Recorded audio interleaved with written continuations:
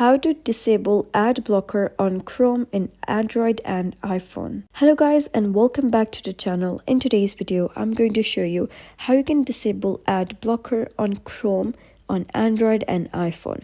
Right now I'm using Android. However, if you have iPhone, you can follow similar steps because the steps are the same on both of the devices. So simply, first of all, open your Chrome. And then you gotta make sure that your Chrome is updated to the latest version. And then you gotta click on these three dots at the top right. So once you click on these three dots, you gotta click on settings. And after that, you gotta scroll down till you find the option of site settings. And then you gotta scroll down until you find the content section. And within the content section, you'll be able to see an option of intrusive ads.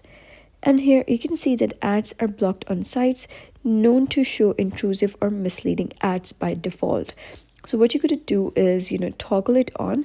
And now it says any site you visit can show any ad to you, means you have disabled ad blocker on Chrome successfully. So that was how you can disable ad blocker on Chrome. So if you found this guide helpful, give it a thumbs up and don't forget to subscribe for more helpful tutorials. I'll see you in the next video.